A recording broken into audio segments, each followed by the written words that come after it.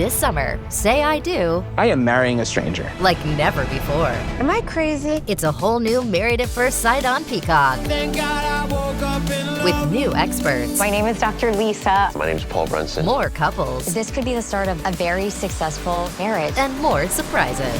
Or maybe not. Everything is just not enough. You're a little bit crazy. I don't know what's gonna happen. I want my fairy tale ending. Married at First Sight, now streaming. New episodes Thursdays, only on Peacock. Hi, Ryan Reynolds here for Mint Mobile. Are you looking for a beach read this summer? May I suggest your big wireless bill? It's got suspense, mystery, a slightly flat emotional arc, and a shocking twist where you realize you've been overpaying the entire time. Fortunately, though, Mint's story is better. Every plan, $15 a month, even unlimited. That's it. Happy ending, zero tears. Give it a try at mintmobile.com/switch. Upfront payment of $45 for 3 months, $90 for 6 months, or $180 for 12-month plan required. $15 per month equivalent. Taxes and fees extra. Initial plan term only. Greater than 50 gigabytes may slow when network is busy. See terms.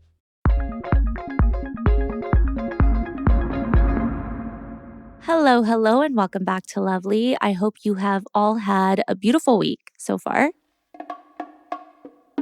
I'm really excited about today's episode. It is a guest that I genuinely adore, Yana. She's a friend of mine. I met her not too long ago, but ever since I met her, I was so fascinated by her story. She is one of those people that I've lived so many different lives, and I feel like every conversation that I have with her leaves me thinking about something in a new way. When I say she has a very fascinating story, what I mean by that is I remember I was at a party, I met her for the first time. We have a mutual friend, Eric, and he likes to introduce Yana as his sister. That is a lie, but they both look very alike, so they could pass for that. I got to talking and I found out that Yana has worked as a midnight ballerina or an exotic dancer or whatever you would like to call it. You know, I thought that was very, very different. Haven't met someone that I know that closely that has been in that line of work. And I'm very curious to get some details on that. But she is also an incredibly gifted artist. Like her art, holy shit. Like the first time I saw pictures of her art being in a gallery, I was like, wow, I need to be friends with her. She is one of the most creative people I know, and also someone who is constantly reinventing herself. And I think if there's one thing I've learned from getting to know Yana, it's that she's so much more than the headline, you know? So today we're talking about what that chapter of her life was really like, what it taught her about people, confidence, money, relationships, how she went from working in the clubs to choosing celibacy. And we'll also get into what dating looks like, how she's rebuilt her identity, and what she's learned about herself along the way.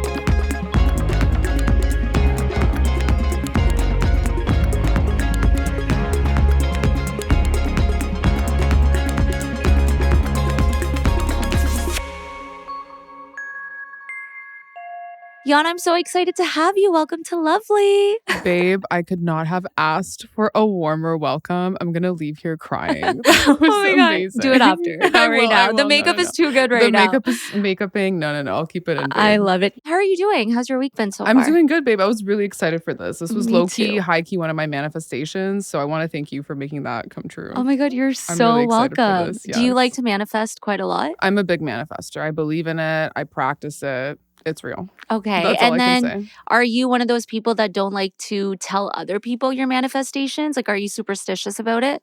I mean, I think, yes, a little bit. I used to tell everyone, but now I'm just like, okay, no, I want to lock in. I want to do. Everyone else is going to find out when it's happening. Yeah. But before I would go around blabbing and Totally. I feel like that almost like hinders your Yes. manifestation sometimes. 100%. Because you never know 100%. what people are like. Evil eye. Yes. Evil eye. Oh my God. Yeah, Big it's real. believer in that. Big believer in 100%. that. I want to know so much about you, but I think I like to start going back and like starting from the beginning. Okay. So, little Yana, tell me about who were you as a little girl and what is your connection to immigrant identity? So I moved here when I was very young. I'm Ukrainian. I'm proud Ukrainian. My parents have, the Slavic accent core. But I moved here very young. I looked like a little boy when I was young because my dad would force me to get like this haircut. I didn't know. My mom was like, "Why are you making her look like this?" Yeah. So I looked like a little boy, but I have little photos actually that I keep in my bathroom and I look at myself like, connecting to your inner child. I don't know if you know about like inner child work and stuff Oh, like I that. used It's to have a little photo of myself as a baby as my screensaver. Saver, that's so good. Yeah. So it's just like, anytime you're doing something, you think of the little girl. Yeah, like So you're talking to your inner child, yes. basically. And I'm also Yeah. trauma bonded by a bad haircut. My mom used to give me that. Like, do you not want me to be cute? No, they just, I don't know. I think they're trying to do something to us that we don't It want. was a boy like, repellent. Yeah, Yeah. it was because I looked like a boy, babe. It was bad. It was bad. Tell me more. Yeah.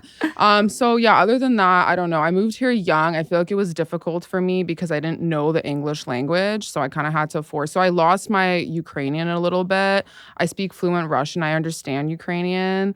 And I speak and write, which is all great. But moving here was like a little bit difficult because I feel like I got bullied a little bit for not being able to speak English, basically. So, but when you're young, you learn the language quickly. As I got older, though, I don't know. I'm really grateful that I'm able to speak and understand a second and third language because I would never just want to be able to only speak English, Totally. So, yeah. But it's true. Those are the people that judge you for sometimes having an accent. And I was like, oh. Accents are the sexiest thing So sexy. ever. So sexy. Do you like an accent in a man? Yes, I do, but not like a British accent. No, that's so cliche. No, not like a British accent. What accent then? Like a Middle Eastern. Oh, we'll get into your type later. How was your family growing up? Were they like very strict with you or very lenient? So my situation is a little bit interesting because my parents are older. They're 71. Wow. So yeah, I have an older brother who's 47 and a Okay. sister who's 40. So I was like the gift from God. That's what my name means. But my siblings got my parents in Ukraine. I got them growing up here. So they weren't as strict, but like they were definitely stricter. I think I was a little bit of a bad kid growing up. Were you close to your siblings? I was close to my sister, and then I got closer to my brother when he moved here from Ukraine. But I have a really good relationship with my parents now. But, growing up, I think you want to rebel. Talk to me about the middle and more specifically, in like your prime years when you're really trying to figure yourself out. Like, who am I as a person? What do I want to be when I grow up? And I think the question that I haven't fully asked you yet is, where were you mentally, financially, creatively, and physically when you were even thinking about getting into this line of work that you did? Or like, what was the moment that was like, oh, I think I want to try this? I never thought I would go into that line of work. I had a friend of a friend who, we went out for dinner and he was like, your friend would be a great stripper. Okay. And they have clubs in Mississauga. And we went there and did like an amateur kind of show. And I made $110 in like 10 minutes. He's like, 10 if you like minutes? this, yes. It was, you gave a lap dance or what did you do? No. So you go up on stage and you basically answer, silly questions like, what's your favorite song? Candy shop. What's your favorite position? 69. Just you make it as sexual as possible. Yeah. You go up and people go up and dance with you. Like you have a pole on a stage and everything. Yeah. So I was like slapping men's asses, being very extra. They give you the prizes and everything. So I came third. And he told me, a lot of people don't know this, but to be an exotic dancer, a spicy midnight ballerina, you don't just go in and show your tits in the club. Okay. You need to get an exotic dancer's license, which is. How long does that take? You just go in the morning and get it, but like the line. But what's the requirement? There's no requirement. Oh, you have to pay for it. But that's got it. Okay. That's $300. Okay. You have to get a police background check. That's another $100. Okay. You have to get the shoes, the pleasers, the heels, the outfits. So my friend ended up dropping $900 on me and I paid him back in 2 days. Okay. Did you know this person or he just met you that night? This was my best friend at the time. This was one of her friends. He was like a driver for girls and he worked at the club. Did you get any weird vibes from him? No, I was 19, babe. Yeah. Like we were out for sushi drinking. Like I didn't, it was just a friend of a friend. You know what I mean? But like, was he genuinely like trying to like help you out or did he have like an ulterior motive? I don't think he had an ulterior motive sexually with me. I think he just saw potential. Yeah. Okay, so that was your first little taste Yes. of like I was like, wow. making money Mhm. in a very short amount of time and like pretty much just, just being on stage performing. What happened after? So I got my license, and then that night I went to work at the club in downtown. Can I say the club name? Of course. Zanzibar. It's literally Zanzibar. Oh baby. my God. Literally Dundas. For those, Core. for those in Toronto, will definitely know what Zanzibar is. But for those Can't that miss it. aren't here, like the heart and core of downtown, the strip club is there. Walk me through your first night. It was a lot. I was brand new. I didn't know. It feels weird to go up and get naked in front of everybody. At the time, I did a lot of coke. So my friend brought me a line, and then I was up on stage. I feel like I was very, jittery all over the place. I remember the transition from going, upstairs to going for my first dance. And that was very strange. And I think I got ripped off. Like I didn't get paid as much as I should have. What made you feel that way? It's $20 per song or something Yeah. like that. So I think I stayed for a longer time than I should have and asked for less, basically. And I just felt weird. I was like, oh, it was an older guy. There's a lot of these types of men that come in that are like, I'm a CEO. It's all the same kind of same man, different guy, if that makes sense. And I just don't really think they want someone who has brains. They just want someone who sits pretty, And I don't like to play that game in my personal dating life, but there it can be fun, because then you know how to not take advantage of them, but you know how to become what they want to kind of get you to stay longer. I'm more curious to know what other types of people are there besides the CEOs. I mean, a little bit of everyone. Every strip club is different. So I feel like we dragged in the more kind of either younger crowd. The CEOs is just the first thing I think of because they're always like, I'm a CEO.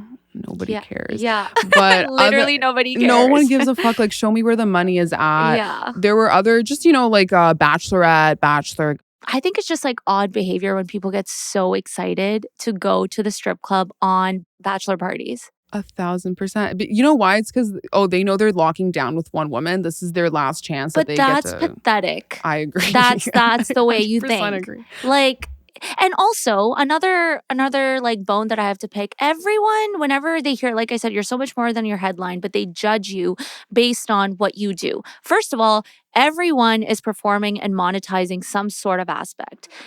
Influencers are monetizing their relationships and their personal life. Athletes are still monetizing their bodies. I'm at corporate still performing and monetizing something. Like, we are always performing. So you don't get this higher up or be on your high horse that this is wrong. So that's one thing when they're like being super judgy about it. Another thing is when these guys that act so like pure and like the perfect boyfriends, and then as soon as a bachelor it's actually not even their bachelor trips, it's their friends' bachelor trips, but they love to use it as an excuse. Oh, James was getting married, we got to take him out and have a good time. Why the fuck do you have to go to make sure James has a good time?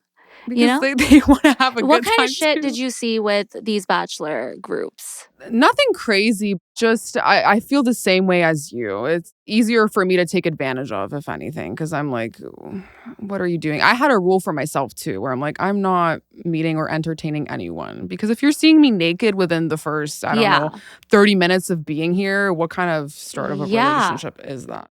Do you remember anything specific about that night that you still remember? That specific night, I was just like, oh, this is weird. But it was never like, oh, I don't want to keep doing this. Like, I was like, I want.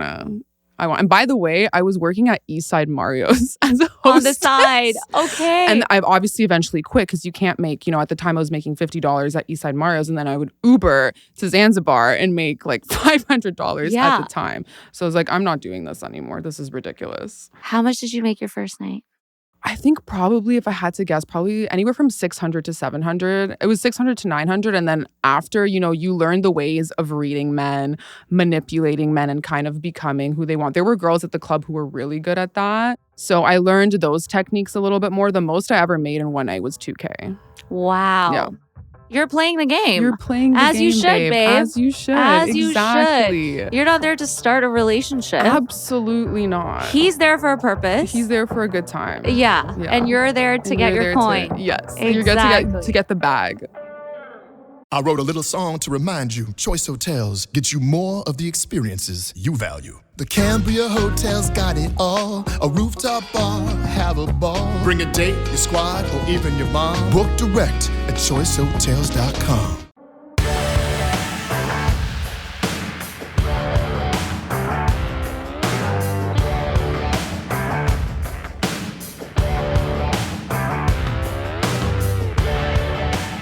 Is there anything that as an outsider, I don't know?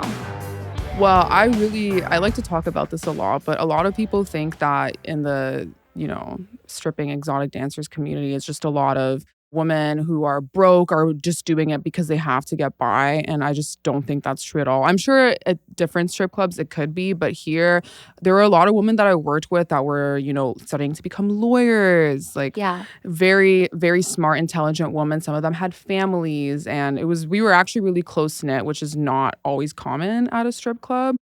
I didn't have to be doing this. I had a condo that my dad paid for at Lakeshore. I was going to school, so I loved being there, but I wasn't by any means broke, So I think there are women that do it, not necessarily for fun, but they're not forced to be there. Mm-hmm.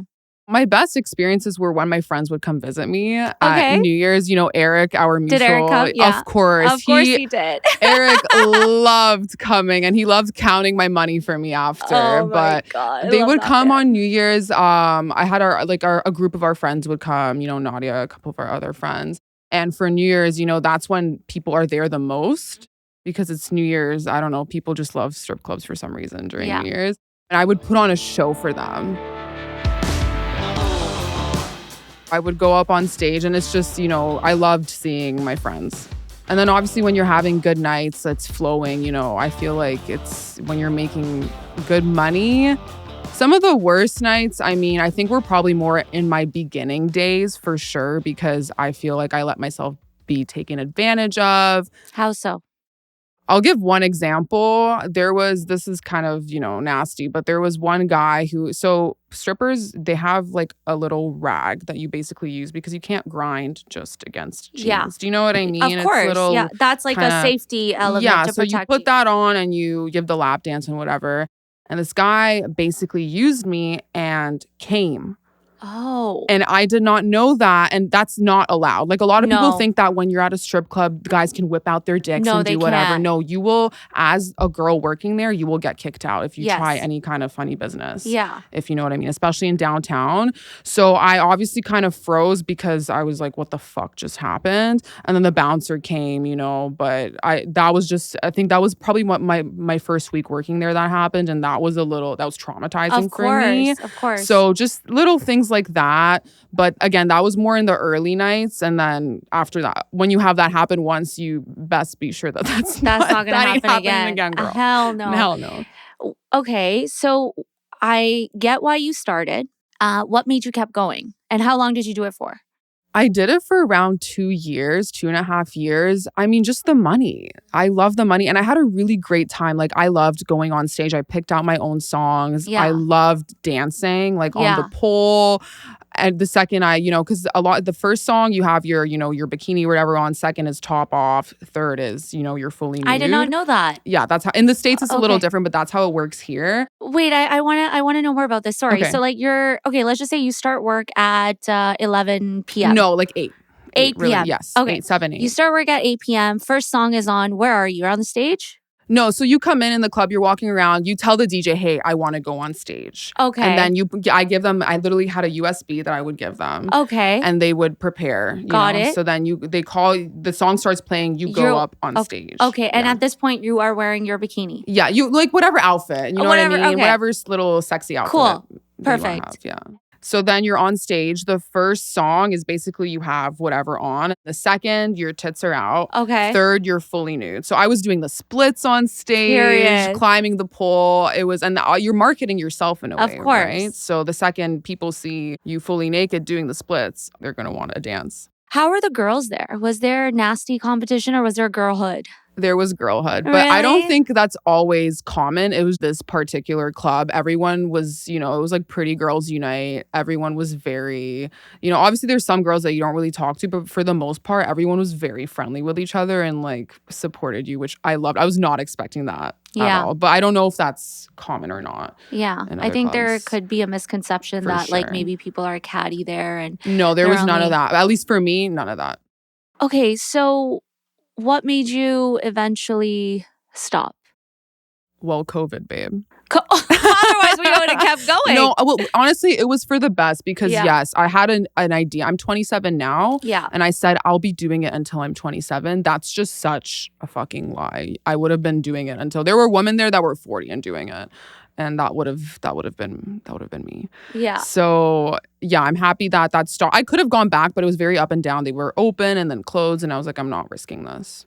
And you have to renew your license, right? So I was like, I'm not paying another $300 to renew my license when I don't know what's going on. I've only been to a strip club once. Do you want to hear about my experience? Yes, where have have I you told been? you? No, you've never told me about this. What? I wonder What? if. Wait, I have. When to, did you go? I have to get the year, but it was right before COVID. I was probably fucking working, bitch. Okay, so I was. What was it like?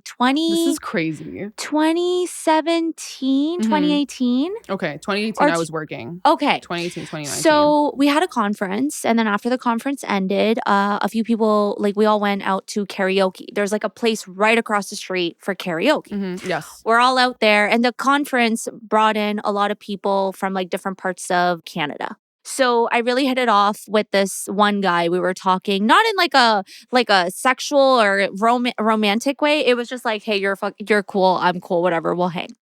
And then we were outside. He was having a smoke and I was just with him. And he's like, oh, have you ever been to a strip club? I'm like, no, but I've always wanted to go, but I just want to be in and out. He gives me a 50. He's like, go in, have your dance, come out, tell me how it was. It is, yeah. And I'm like, and I was like, I'm going to go and I'm going to pick the hottest girl, Yes. right? Did you go for a dance? Yes, of course I went for a dance. So, and he didn't come with me. I just went Good. alone. Right? As a stripper, it's always better when it's just a girl. Exactly. Yeah. And I love women. Yes. Okay, like I can love tell, women. Yes. So I was like, wait, am I really doing this? Okay, fine, fuck it, I'm gonna do it. So walk across the street, go in. I'm like, first time at a strip club, kind of nervy. I walk in and I take a seat, right? And as you were saying, like people are on stage and whatever. What did you think of the people on stage? I thought there were beautiful girls. The night I went, it was a little bit more dead. And then there was a guy next to me and I'm like, hey, like it's my first time here. He was like, oh, well, you can just like, the girls are going to come around, but like you can also like wave to someone and they'll come to you. And I was like, okay. And I really wanted a blonde girl with big tits and blue eyes. Can you imagine that was our first interaction? Oh my God. I would have totally picked you. By the way, I still need to see this performance at one point. I'll put on a wig, you put on a wig. Let's do it. My stripper name, by the way, would be Fragrance because that's what my name means. You always smell good, babe. Thank you. But that's also because that's what my name means. Okay. I like kind of wave to her. She comes to me. I give her the 50. I'm like, oh my God, like I would love to get a dance by you. And then she takes me to the back and she's you go like, upstairs or downstairs? there was a few steps. It was so long ago and I was a little tipsy, so I don't remember. But she took me to the back and then I was sitting on like a chair and then she was on top of me. And I think we did like 2 songs. I was a little shy, like touching her at first. And then she was like, you can go ahead. Yeah, like, touch exactly. me. And then she was like touching me too. Yeah. And then finished my 2 songs, walked back out. And I was like, that was really fun. It was an experience.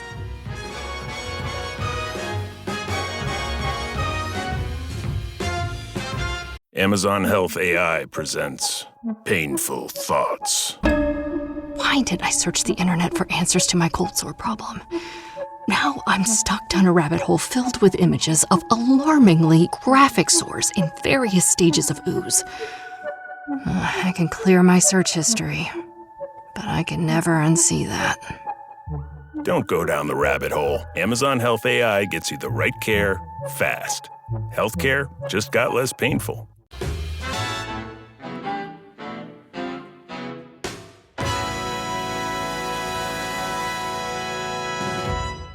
Let's say you were dating a guy Okay. And he got really excited about going to the strip club, whether it was once in a blue moon, occasionally, whatever. Do you think that's like considered cheating or? I just think it's a red flag. Yes. I don't think it's cheating, but why do you want to go to a strip club? Exactly. What are you getting there that I'm not giving you? Yeah. You want novelty? Well, then you're never going to be happy. No. Yeah. Not with you or any other woman. Yeah. Okay. Let him go. Okay. Let him go. Let him go, babe. Let him go. I know a few people that act like really good boyfriends and like have never cheated. They've been to the strip clubs for bachelor parties and gotten someone's number. A stripper's number? And acted like, oh, she wanted like coke off of me, so she got my number. I'm like, That's that doesn't such happen. bullshit. And for the most part, strippers, either they have a boyfriend or someone, but they're not looking to actively date someone that they meet there. Yeah. How was life after the club? Specifically, like kind of just dealing with not the loss of not going there anymore. And then how was your dating life? I mean, it was the loss of not going there was hard because at the time COVID, it would, the strip club would reopen and then close down. I was like, should I go back? Should I go back? But I was like, I'm not going to pay $300 to get my license, renewed just to have the club shut down. I got into a relationship, I want to say 4 or 5 months after COVID started and I stopped stripping, and he knew I used to be a stripper, and he was like, oh wow, that's so cool. Did you tell him or? I did, because I'm very open about it, but I find that when I'm open with women, they're very, oh my God, yes girl. With men, it's a little bit of a different reaction. So, and before you tell me this story, were you dating while you were stripping? No, I was celibate for 2.5 years. I was like a walking contradiction, dichotomy, whatever you want to call it. And like, did you intentionally want to be celibate while you were doing that, or it just so happened? Yes and no. I had a guy fuck me over. He basically used me for sex, led me on, and then fucked me, dropped me off at home, and never talked to me again, never messaged me. I went to the club. I felt like a proper prostitute that night.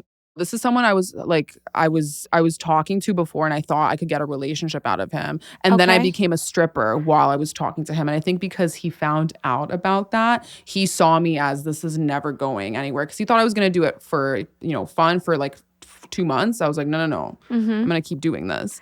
So How long were you talking to him for? Probably like 2 months. Okay. Yeah. And we ended up I kept, delaying the sex. Like, I'm on my period. And eventually when I did end up having sex with him, it was just gross. It was gross. That's I felt like not a nice hole. feeling. Yeah. It was not good. And then he literally dropped me off at home before I went to work and never messaged me again.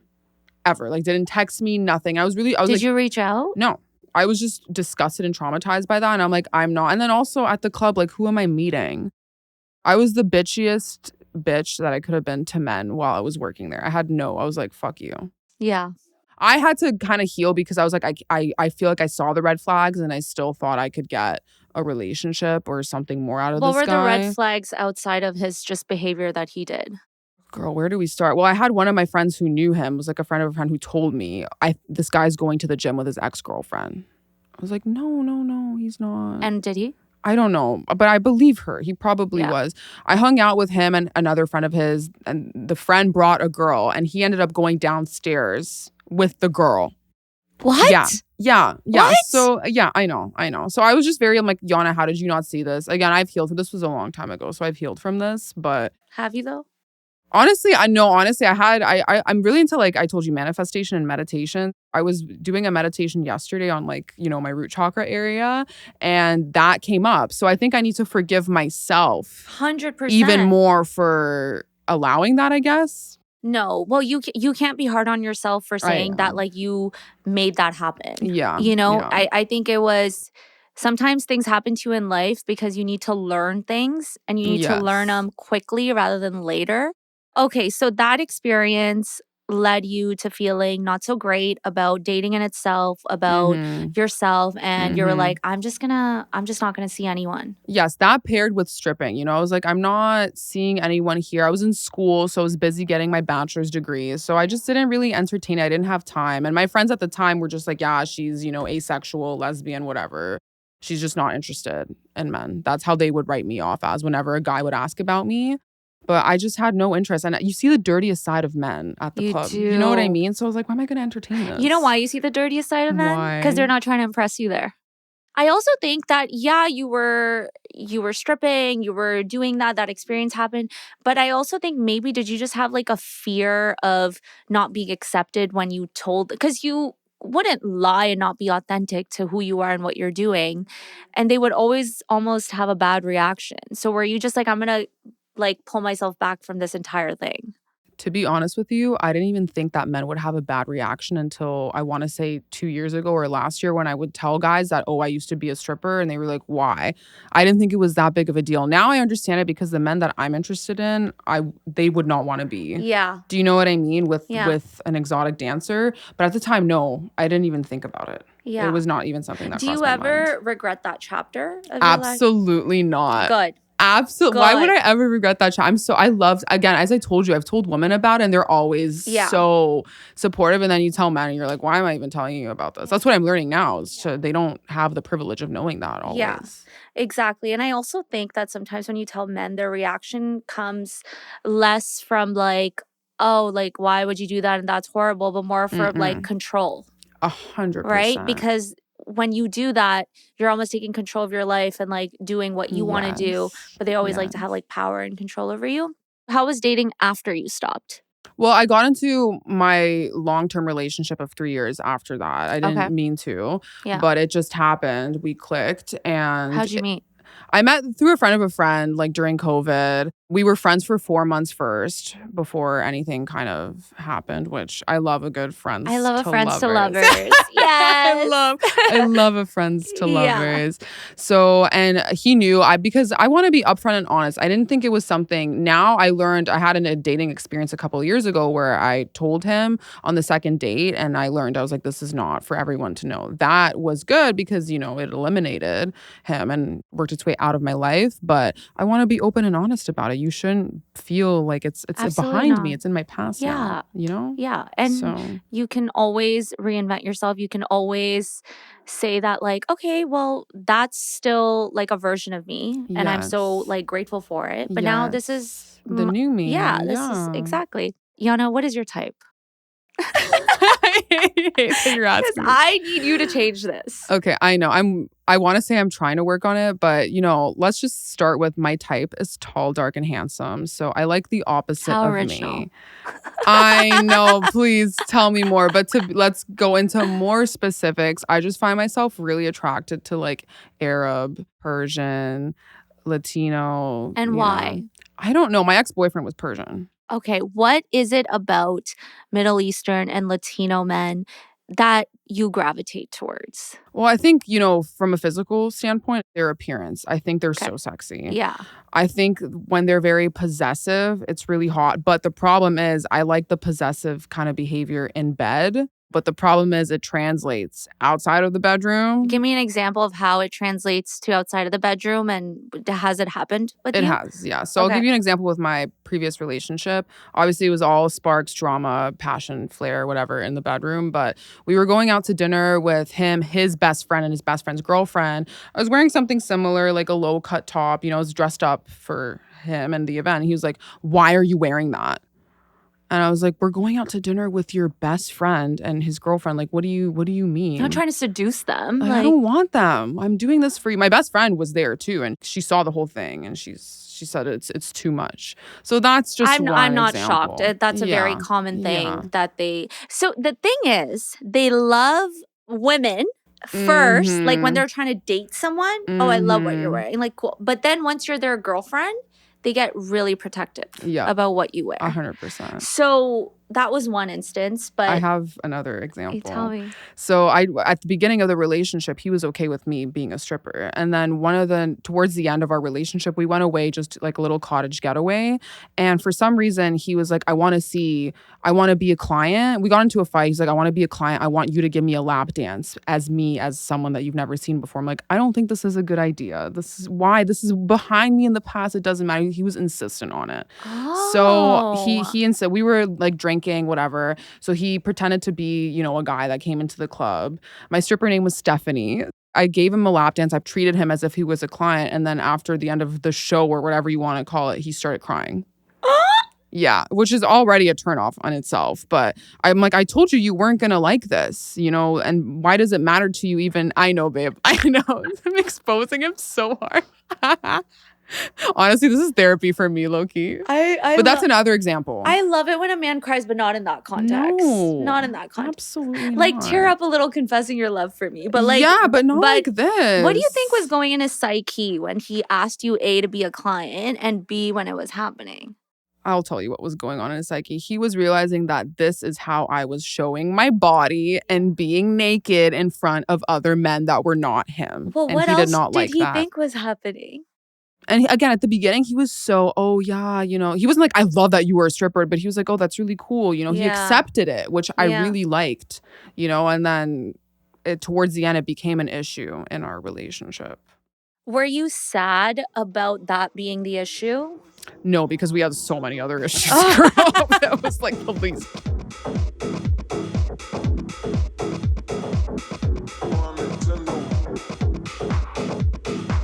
If we knew more about our sleep, what would we do differently?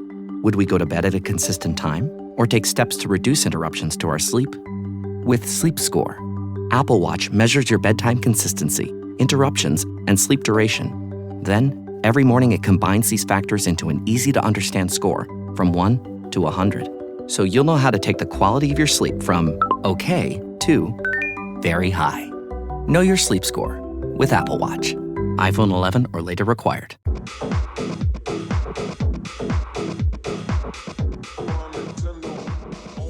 Talk to me about dating today. Girl, where do we want to start? What are you pissed about?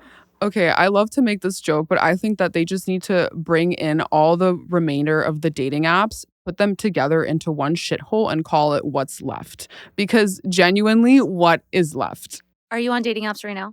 So I didn't date for the past 3 years. Now, yes, I'm on Hinge. Okay.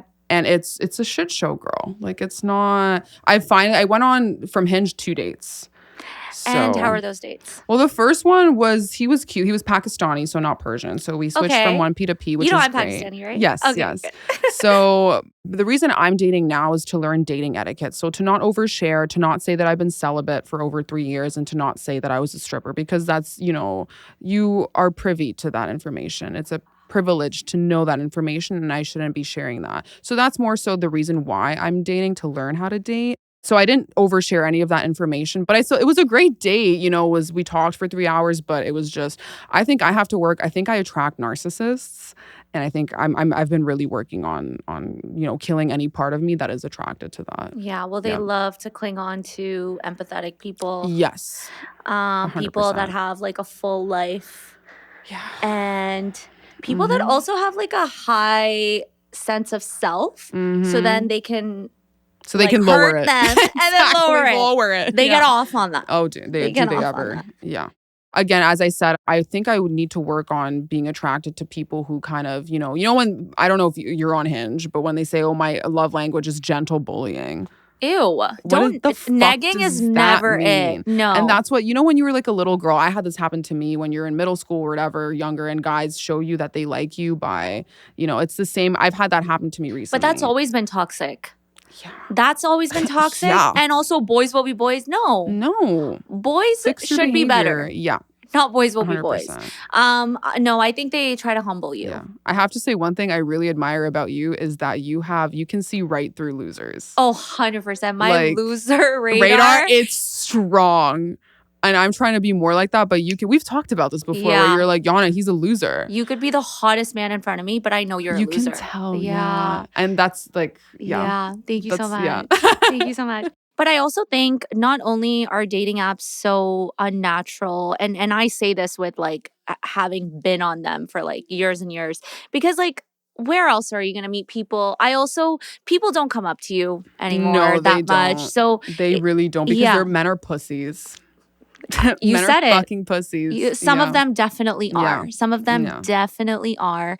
And I think that it's so unnatural. How are you going to know something about someone from 3 pictures and 3 prompts? And first of all, we have to think if these pictures are how they actually look like. Yeah. Usually I can tell from one look whether I want this person kind of touching me. You know what I mean? Like, Yeah, why would yeah, I want yeah. them even near me? Yeah. So Yeah, I think I think that is more of like of course like attractiveness, but also like just like the vibe or the aura. vibes have to, Yeah. Because I went on a date recently. This was my last date. Very, very good looking, handsome, but just there was no chemistry. Like the vibes were not there. Our weirds just did not. He was a cool guy, but I think we both felt that it was just not, So this is a good example of just they can be super good looking, but that doesn't mean you're gonna be, you know what I mean, attracted to them. Do you think that so like you have to go like on a journey and you have to evolve as a dater, right? Yeah. I'm in the beginning of my dating career, babe. Yeah. So there's a lot of evolution waiting to happen because I feel like you're saying certain things right now that might change for you a little bit 100%, later. yeah, Because I hope so. I was a different type of dater at 27, Mm-hmm. 28. And now I'm 33 and I'm a different type of dater. For sure. And there are certain things that I'm still like, I will die on this hill. Like what? You know what I mean? Like, I don't think that you should ever not date someone that you're not attracted to. I 100%. Right? 1,000%. Like anyone will be like, no, it's okay. You'll grow. The attraction will grow. No, it will not. No, the attraction will It never has to grow. be there. But there could be other things that you might learn that could be like your yellow flags. Yeah. Or something that you always wanted on paper, but like, but the attraction will never grow. No, I agree. Yeah. I also think that having a similar lifestyle matters a lot more than chemistry. Oh, yes. So for example, values. Yes. Let's say the chemistry is like good, but it's like about like I don't know, chemistry, compatibility, all those like buzzwords or whatever. But for me, I need a guy that I can bring around the gays. Because I'm always... Oh, girl, same. Yeah. We are in the same... The last guy I went out with was not... Like, I could tell right away. You cannot be homophobic No, around no. me. You cannot be Absolutely homophobic, period. not. Yeah, but you I completely specifically cannot be homophobic around me. No, I completely agree. Yeah. I struggle with the same thing. Yeah. I also need you to come and go to music festivals with me. I also need you to go to after hours with me. Like, that's the type of vibe I like. You don't need to do that all the time. No, but like, you would like that. Yeah. But also your life is going to change. So maybe your requirements will not be the same. Yeah. And, this is just what you need for right now. Well, my thing is like, what I mean is like, I need you to, I want to see if you can hang with me. Yes. And you can do the things I like to do. In the environment that you are. In any era of my life. 100%. You know what I mean? I agree. Yeah. I agree. Do people actually judge you about being celibate? I think I've had the question of like, oh, is that by choice? And I'm like, no, I'm just so ugly. Nobody wants to touch me. Oh my God. I'm like, I just know myself. I can't do casual sex and I'm not gonna fuck you until I know that you're 100% committed to me. I think being celibate is one of the most disciplined things you can ever do. The further you get away from it, it's not. Obviously, at the beginning, I was like, I missed it a lot. I missed it what I had with my ex because it was very, intimate. But now it's like, I don't even think about it. I think everyone absolutely should try and be celibate. You'll get your priorities straight. At least 6 months, but try it for a year. Try it for a year. You will be shocked by how straight your priorities are when you're not, when you decenter men from your life. And decenter like everything, like because you are not giving into your desire and your lust. Yeah. And lust is a disease and it will make you do things that you should not be doing in the first place. Yeah, I think women also use that. They're like, oh, I'll sleep with him to get him to like me. And I've learned that men, physical touch is nothing for them. Mm-hmm. It does not matter to them. It matters one day, but then the next day they don't give a fuck. Yeah.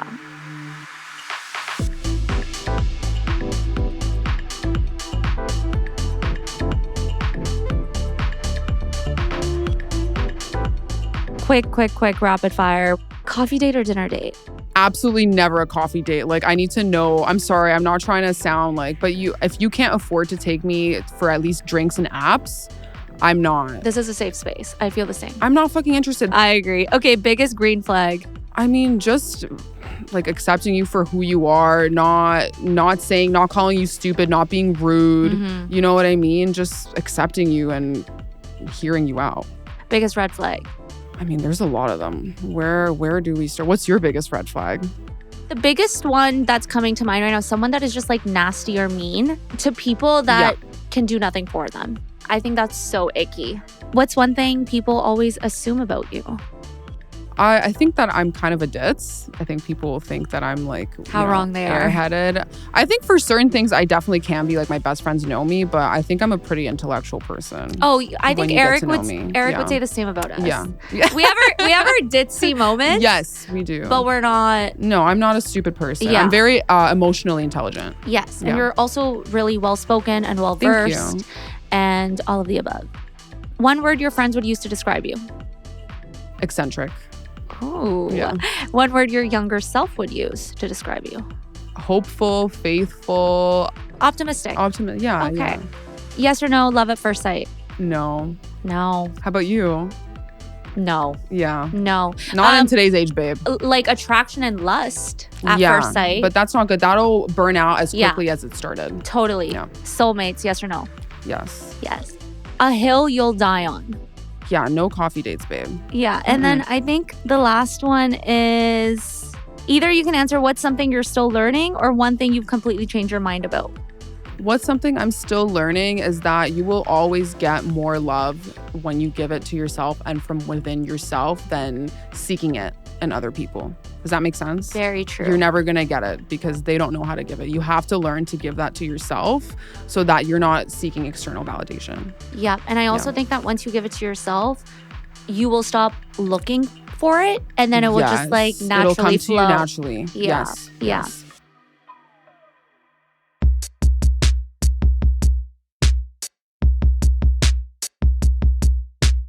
So I had, honestly, maybe two of the sweetest people that I have ever met this year.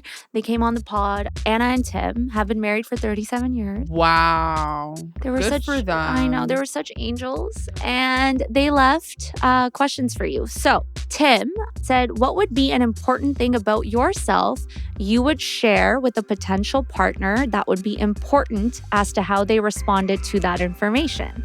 I think just my past, obviously. I don't really obviously identify with like being an exotic dancer anymore, but just being okay with that, being okay with, you know, how I am as a person. Also, you know, interests and stuff like that. Just having a good reaction all across the board, you know, because some people can just be really rude. And, you know, being okay with, oh, you know, I love having my amethyst crystals and whatever, and just not making you feel stupid for things that are inherently you. Absolutely. You know? Accepting you for who you are. Yeah. And also appreciating those parts about not you. making you feel like a weirdo for it. Yeah. Totally. If I want to go walk around barefoot in the forest, like, you'll let me. Anna's question was, what would cause you to potentially give up prematurely on connecting with someone with whom you might have an amazing and rich future with? Again, just from recent experiences, if there's lack of common interests, if you feel like they're too sexually focused I hate that. on you and you're like, okay, is there anything else that you're interested in me? And if I just see any kind of rudeness.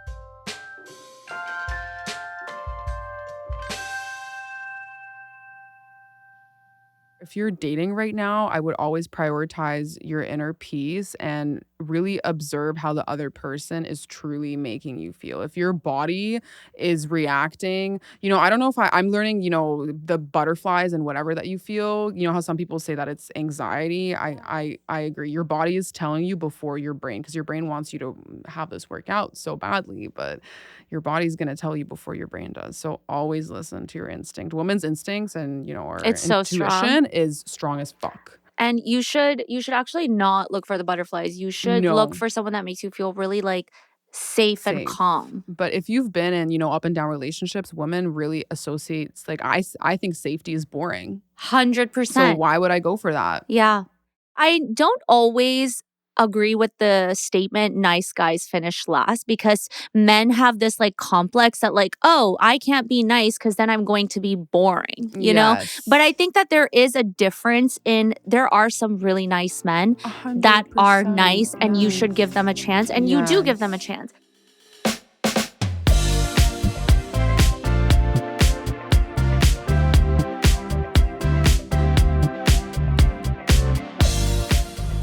I feel like as we're wrapping up, I'm so glad that we did this today. Me too. And I'm so excited about our trip. Yeah, I mean, no, me too. We're going to Oshiga. For everyone that doesn't know, we're going to Oshiga with like our closest friend. We're going to a 3-day. It's gonna be fucking amazing. It's gonna be so amazing. Yes. I can't wait. I'm gonna wing woman you.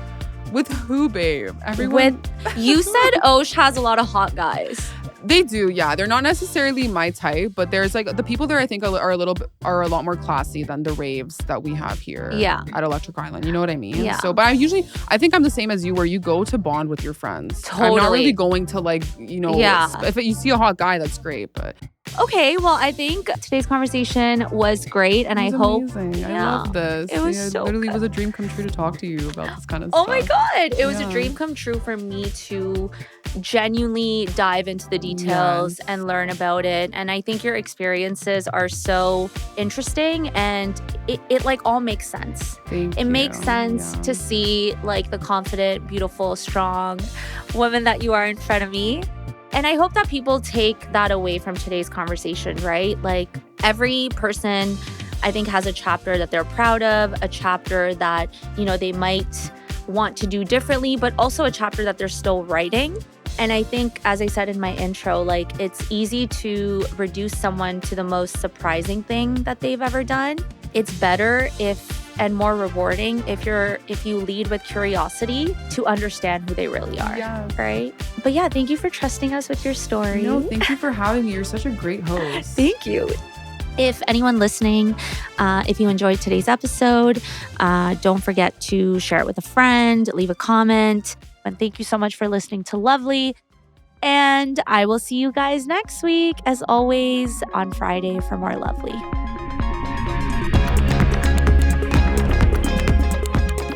Lovely is an Immigrantly media production. This episode was produced by Sadia Khan and Shay Yu, written by me, Mehak. Music, sound design, and editing by Lou Raskin.